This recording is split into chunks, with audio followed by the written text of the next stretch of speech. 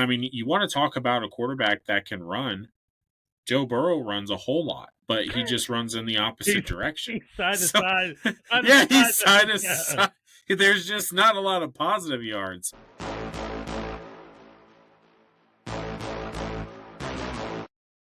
Hello, everyone, and welcome to the BeardZone Sports Talk. My name is David. I got Carlos with me as always, and this is going to be our fantasy segment week. We're going to dive in all to fantasy football because Carlos, the drought is officially over. This is the last weekend that we just got out of. Was the last weekend of no NFL football until February. So we are finally here. Football season has arrived, and we know those fantasy drafts are kicking off. So we are here to help you out with your draft. But before we get into all of that, do us a favor, hit that like button, hit that subscribe button. We appreciate the support. Carlos, before we get into the fantasy talk, which I'm really excited to dive into these positions, but there are a couple of players that are requesting a trade from their said team. One is Micah Parsons of the Dallas Cowboys, and then you have Terry McLaurin of the Washington Commanders. I want to talk about Micah Parsons first. There's always been issues, it feels like, between the players and Jerry Jones as far back as I can possibly remember. I don't understand why Jerry is so power hungry. The only reason why the Cowboys, in my opinion, won was because of Jimmy Johnson. But that's just my own personal opinion.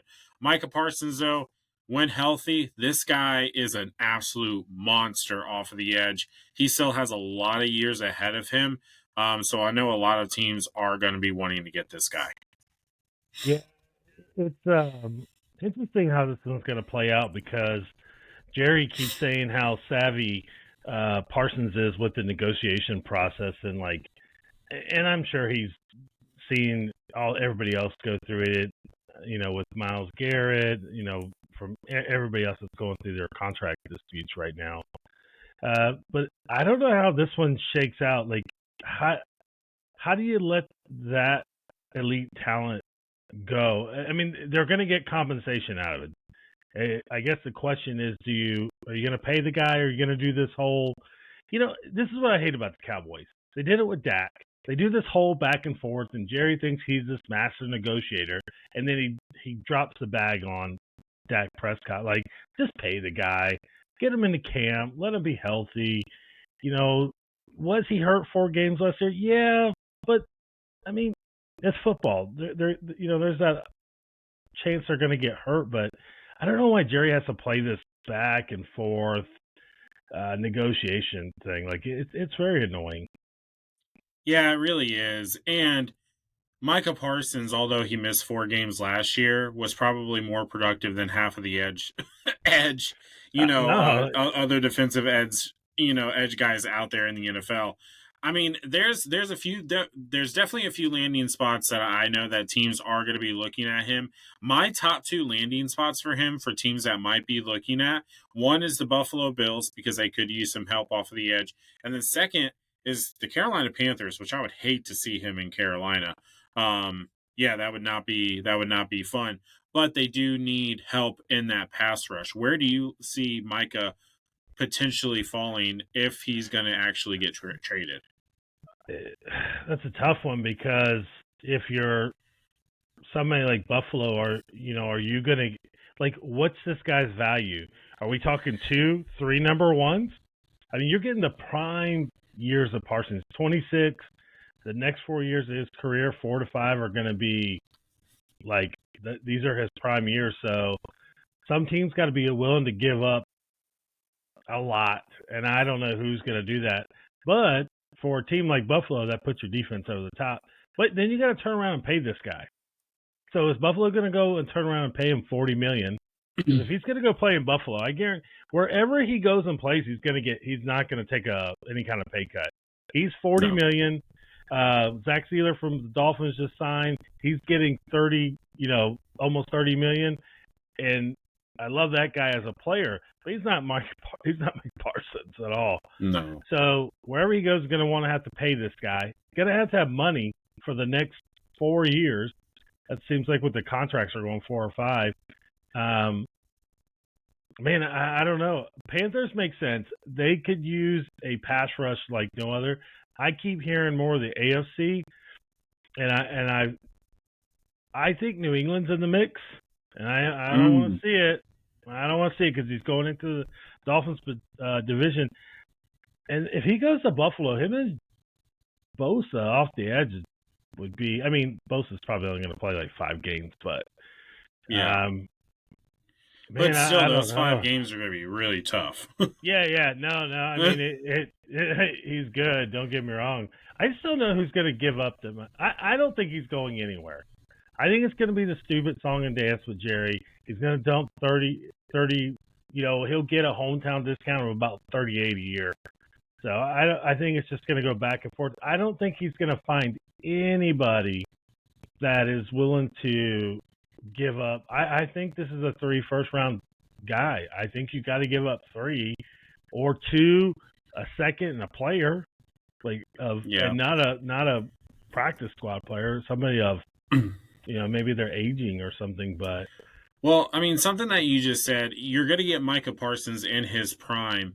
And for Buffalo, a team that are currently in their prime with their quarterback and kind of what they've built there over the last several years, they need that person to kind of push them over the edge on defense. I mean, their defense has been good, don't get me wrong. But if you get a guy like Micah on the Bills, man, that can really wreak some havoc. And take a look at the past Super Bowl winners. They've all had the same thing in common, and it's they've been able to get after the quarterback consistently. If Buffalo Bills can cough up maybe a few draft picks, in my head, I don't understand the value that draft picks hold. Maybe that's just me being naive, but if you have a guy who is proven in the NFL, I'll take that over draft picks on guys who I'm going to have to take a risk on. You're not taking a risk on Micah Parsons. You understand what you're going to get from him. It's very rarely that a draft pick is you can't have any draft pick coming into the NFL, whether it's first round, second round, whatever round it is. There's not 100% guarantee. There's 100% guarantee at this stage in Micah Parsons' career that he's going to produce for you. So for me, I would be willing to separate myself with those first round picks, especially if I'm a team like Buffalo who are in the mix for a Super Bowl over the next, handful of years because of what they've been able to do. And Mike is the type of player who can really kind of send you over the edge and really have you compete for that Lombardi. He is, and it could be. I think they're going to have to – I don't think they have the money to. Now, the cap in 2 years is going to expand, and there's a good chance within 3 years that the cap is really going to get crazy, especially with the new TV deal that's coming and how Nielsen does their ratings of viewers now has changed. So there's the cap is going to expand greatly. So finally, the good news for the New Orleans Saints, you guys won't be in the negative in 2 years. So hey, shout out! Yeah, good news coming for New Orleans Saints fans. If I'm Dallas, I don't trade them in my division, and if you do, you absolutely murder them in the trade part. I think Buffalo does make some sense. Man, I'm trying to think of who is that one piece away from. Oddly, the Bucks need an outside rusher. They don't have an elite guy. They have some good guys, but I was thinking that, but I just don't think that we have the salary cap to pay him with what he's going to demand. And truly, I don't know if we have, because I don't foresee you just sending some draft picks for Micah Parsons. I feel like he's like a bundle guy where you're going to have to throw some, future equity along with, someone like what Dallas needs. Now, here's a proposal. What if Tampa, now don't hate me, Bucks fans, But what if Tampa sends a couple first rounds with Rashad White over to Dallas to get Micah Parsons? They need a running back. Nah, I don't think White's enough. I mean that. I mean, Bucky Yeah, would but be, but I'm not getting rid of Bucky. nah, I think if you're looking at a package like that, you're talking 2 1s, a 2, and probably a player, and that's going to be like Yaya or something. It's going to have to be another young player to come back Yeah. to them. But you know who? If I'm this franchise, I'm going to throw a franchise at you. I would pull this trigger, and I would figure out a way to get it done. They can figure out the cap space. They can defer a bunch of it to the end and do a Tom Brady deal and worry about the dead money 5 years from now. But if there's a team out there that needs a Super Bowl, that wants a Super Bowl, and nobody will hate it if they win the Super Bowl, unless you're the other team that's playing them, and could use him, this is Detroit Lions. Go get him.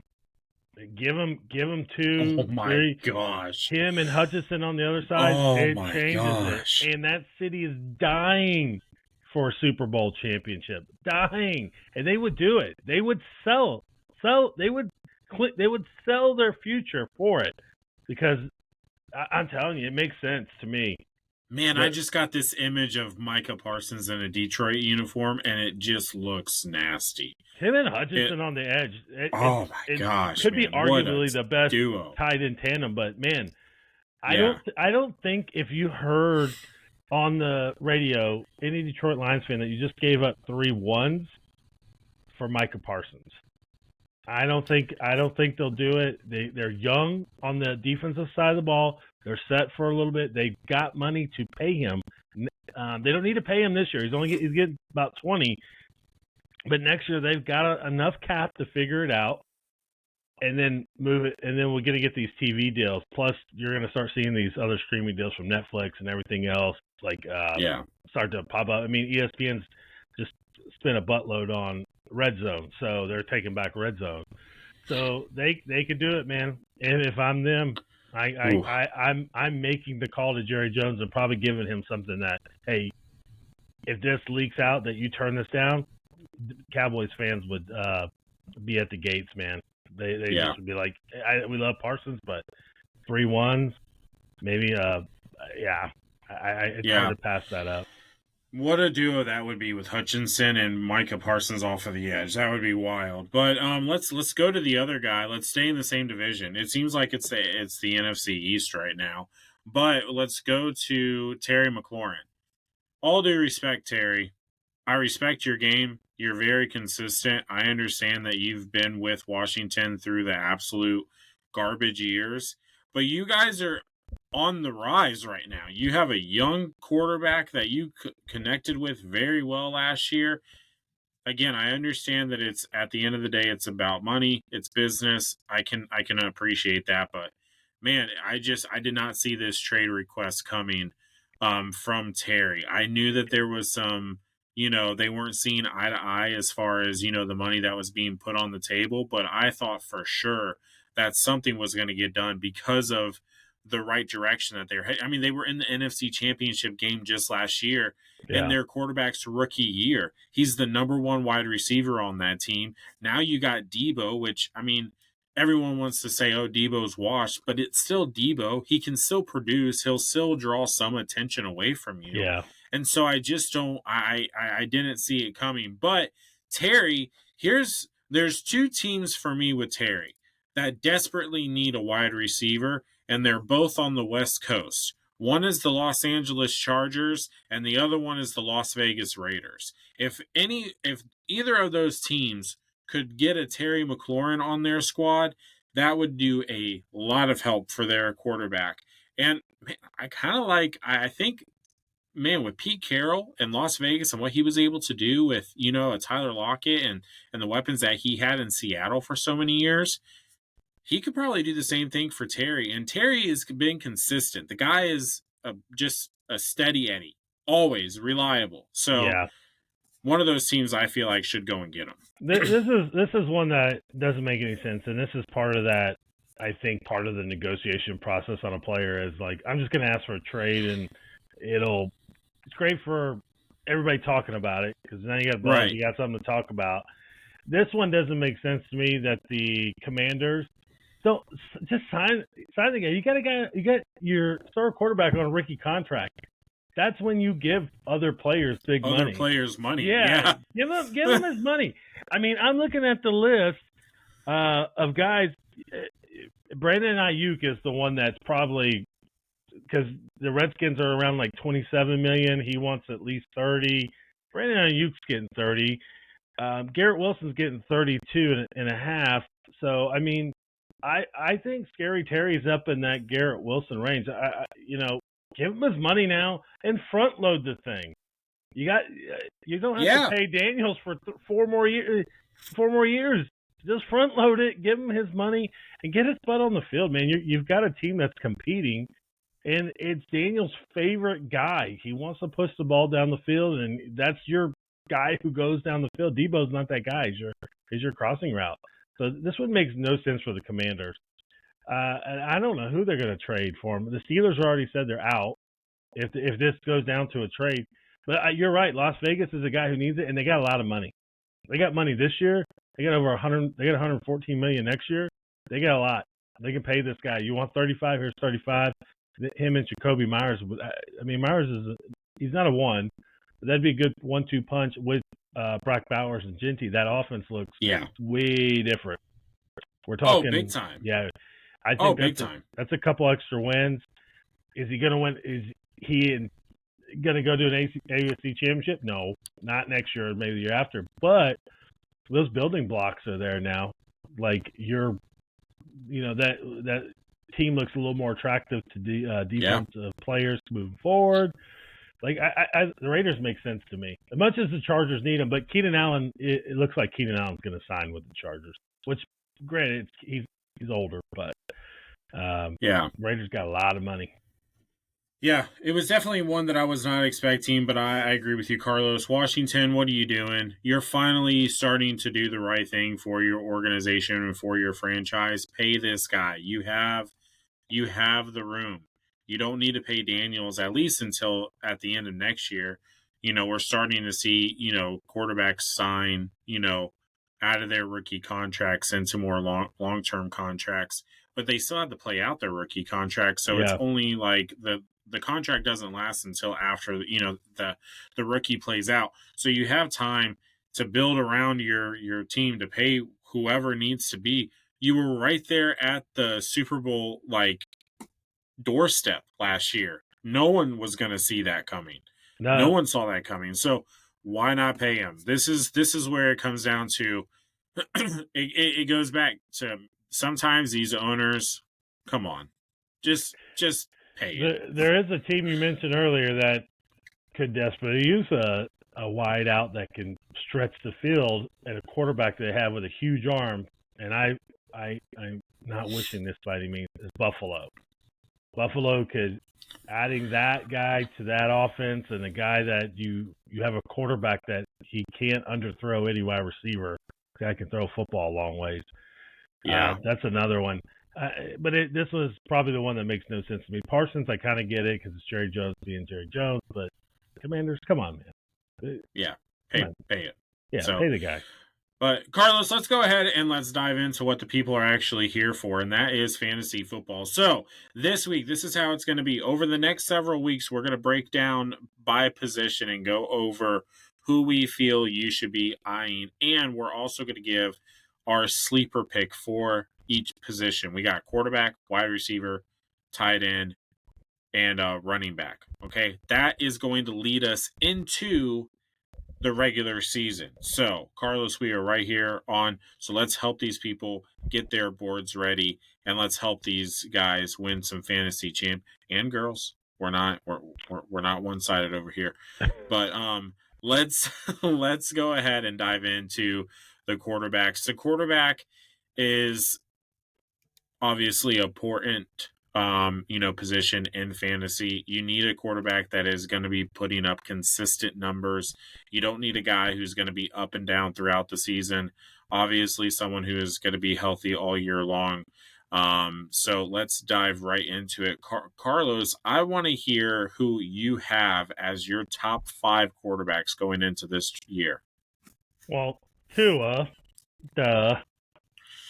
Jeez, this guy. This guy's I gonna mean, die. He died in the comment section last week. you know what? Mark it. Tua's going to be a top 5 quarterback this year. I mean, the number one, it's Josh Allen. The guy is probably the most consistent fantasy football quarterback you could pencil in.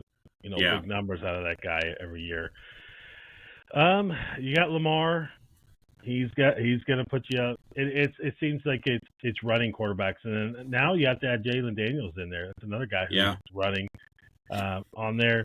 I think Joe Burrow. He's going to be my 4, and this is where the 5th one gets hard because you have these guys, and do we ever get that Patrick Mahomes of 40 touchdowns, and he's running, getting his 400 or 500 yards? I don't know if we get that guy back. So, man, I don't know. And then you have a surprise guy in Jared Goff last year. He almost finished his top 5. So, but this year he's probably rated like 20. So it's kind of weird. I'm gonna go. Man, I don't want to say Jalen Hurts. I'm gonna go Tua at 5. I'm gonna stick with my guy.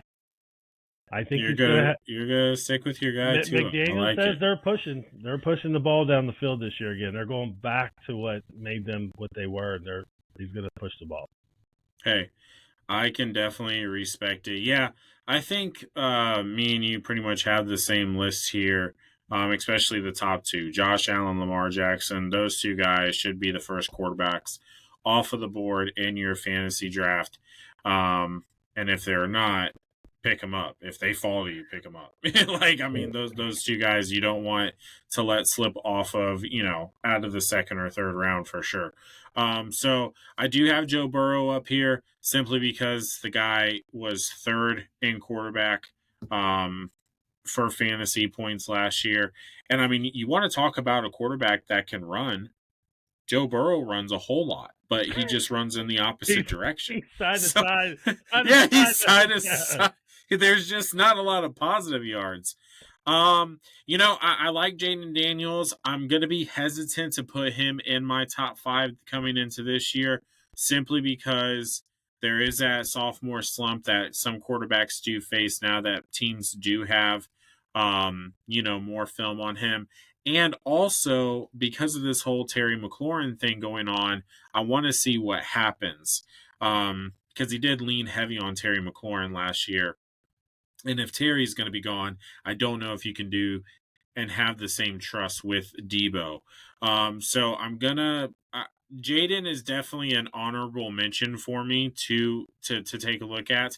But I'm going to go with Jalen Hurts, man. I like Jalen Hurts. He's a dual threat quarterback. I know people want to crap on him, but the guy's been to 2 Super Bowls in the last 2 years. He's put up good numbers. With the help of Saquon Barkley last year, I feel like he's really kind of found himself. And let's not forget, he still has 2 top wide receivers to throw to with A.J. Brown and Devontae Smith. So I can't leave him off of my board. And then for 5, I'm just going to be biased here, and I'm going to do Baker Mayfield, man. I mean, the guy over the last couple of years has put up monster numbers, monster yards. With our guys.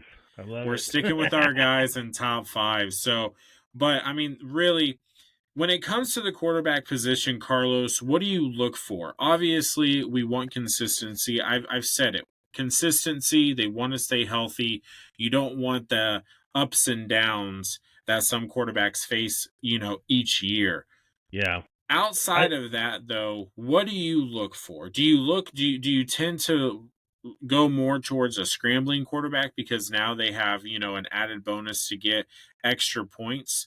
Or do you want to look for a guy who throws a lot of touchdowns? Like, what's kind of your game plan going into your draft? I mean, I guess there's always 2 questions to ask myself. One is, well, what kind of fantasy league I'm playing in? So I play in a weird one where there's a completion, half a point for a completion. So a guy that, may go 30 for 40, but not a lot of yards. But it's really the runners, man. They open that dynamic of those rushing touchdowns and giving you the 2 extra points. You get the point per yard. So most leagues, I think people are under PPR. But even if it's a touchdown dependent league, which we've played in before, a Jalen Hurts with a tush push, Lamar, and a Bo Nix is going to be a guy like that. He actually runs for, or Kyle Murray. That's the other guy I'm thinking of. So, Oh yeah. I guess too. Also, a question we should probably ask, I'm curious to see when people do it. When do you draft a quarterback? When is that strategy? Are you okay in fantasy taking a quarterback in the third round if it's early? So let's say you're that first pick of the draft and you got that thing coming back around, you got 2 picks back to back. Are you waiting? Like when does Josh Allen and Lamar go off the board? Because those are going to be the first 2. For me, I feel like Josh Allen and Lamar are going to be late first rounds, late first rounds into the second round. I very rarely see them drop below that. Um, Usually it's those guys who, and especially in a snake order draft, where if they're the last pick of the first or the first pick of the second, they usually get, if it's a PPR league, depending on who's left. I mean, it also depends on how many guys are in this league with you. Is it a 10-man league? Is it a 12-man league? PPR? There's so many different factors that go into fantasy football. But for me personally, I'm not getting a quarterback first or really even second round, depending on where I'm at in the draft. If I'm in the middle, which I hate picking middle, um, I might pick, a quarterback if he's a Josh Allen, if he's a Lamar Jackson in the second round. But I'm not going to waste my first round pick on him because there's just, yes, a quarterback is very important, but when you're in a PPR league, like a lot of the leagues that I'm in, it's running back, wide receiver. Those are your bread and butter winners, and you want to have as much depth as possible. So to get some guys who are going to be consistent for you in those positions, and then to have a quarterback tie in. I mean, let's not forget. I mean, you can get quarterbacks in your fantasy. You can get well, I mean, no one saw Sam Darnold, but he was 9th last year, right? You can get a Kyle Murray. You can even get a Patrick Mahomes, he was 11th last year in fantasy, but he still puts up consistent numbers. So I still even would think that Patrick Mahomes is up there. But I mean, you can get a Justin Herbert, Geno Smith. I'm interested to see how Aaron Rodgers does this year. Because he was top 15. You have the Brock Purdy's. Is Caleb Williams? What is Caleb Williams going to look like now that he's under Ben Johnson? Now, granted, the practice film that I saw of him the other day when he couldn't hit, the broadside of a barn about 10 yards out, that was He's alarming. had a rough couple of practices. He's had a rough couple practices. He's still learning. I So, think the statistic was 3 interceptions over a course of 9 attempts. yeah. So, Yeah, but I mean, it's rough. you can get those kind of quarterbacks, in the later rounds if you want to build up your wide receiver and your running back room, which I tend to like to do because there's gonna be an injury. There's always an injury. It seems like if you're a guy who doesn't get any injuries with your team, you're most likely going to be there at the end. Honestly, Yeah. it goes the same with the NFL. So, but Carlos, for your sleeper pick this year, who are you picking? The guy who maybe not a lot of people have on their boards, but maybe they should start paying attention to a little bit more as we get into the season. And it's weird that I don't. I mean, he is a sleeper, but I think there's a guy that you can get later in the rounds, and I'm thinking like around round 8, 9, like later, where you can stack those receivers and um, running backs and tight ends. I actually, and it's weird to say sleeper, I think it's Dak. I think Dak I think the way that they're going to have to play this year, I think it's going to be, he's got Pickens, he's got CD, he's got Ferguson, and I think they're going to have to throw the ball more. I don't see them as a running team, and I think they're just going to run to keep teams honest. And because Javonte Williams is honestly, he's kind of average, but I think you're going to see Jed Blue play, and there's going to be some dump. They use him like a David A. Chain type thing. So for me, it's Dak. I think it's a guy you can get late, and it wouldn't surprise me if he ends up in the top five. I mean, he's been the number one guy before, so it's like, He has. yeah. So I mean, and now with CD and Pickens, man, and he's got Jason Ferguson there. It's a good 1, 2, 3. Yeah. Yeah, for sure. And I was also thinking Dak Prescott, um, as well for my sleeper because he has kind of slid back due to injuries and, all of that. But just 2 or 3 years ago, he was the number one quarterback for fantasy. So, and consistently too. He was like the guy to draft. He Yeah, was what Josh Allen was, or now. yeah. Um, my sleeper pick this year. You actually mentioned him earlier, so I don't know how much of a sleeper pick he is, but I haven't been seeing him go off of a lot of teams' boards or mentioned a whole lot. I talked about this team just last week when we were doing our AFC West predictions, and that's the Denver Broncos with Bo Nix, man. This guy had a fantastic rookie year. I know earlier I mentioned Jaden Daniels with the sophomore slump, and maybe that's why I, moved him out of the top five. But I think Bo Nix is someone who you can get in the later rounds, and I think he's going to produce really well. This is going to be his second year in the NFL. The game should start slowing down on him. Granted, he will have a lot more film on him, so teams will be able to adapt a lot better when they are playing him. But he's going to be someone who I'm going to be looking to pick up in my leagues because I think that his connection with Cortland Sutton, I think the addition of R.J. Harvey in the backfield there and J.K. Dobbins, I think that they're going to go. I mean, think about what Sean Payton did with Alvin Kamara in the passing game. I think that that's going to be the same thing that he's going to try and implement with these running backs, and then of course with Cortland Sutton. He's the steady Eddie for the Denver Broncos. So my sleeper pick here is Bo Nix. Yeah, it's gonna be Bo Nix. I was gonna say my honorable, like my second sleeper, but I won't get into that. Um, but yeah, I mean it's Bo Nix. So, but Carlos, next week we're gonna be diving into the running backs. Running backs are what the most important position in fantasy football, especially in a PPR league, especially if they're a dual back. Yeah, I mean, I think there's I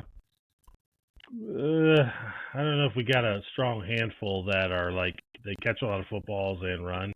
That's what you're really looking for. Yeah, But there's a handful of them there.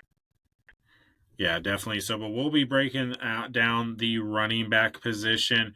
Probably going to have a little bit of a better flow with this. We do apologize for this kind of jumbleness here with the quarterbacks, but those are our top five. Those are our sleeper picks. Be sure to hit that like button, hit that subscribe button to follow us as we continue to break down these positions and lead us right into the regular season. And catch us here every Friday at 1 p.m. Eastern Standard Time. We will be here on YouTube. Follow us on all of our social medias. We're on everything. Links are down there in the description below. We appreciate you guys. And until next Friday.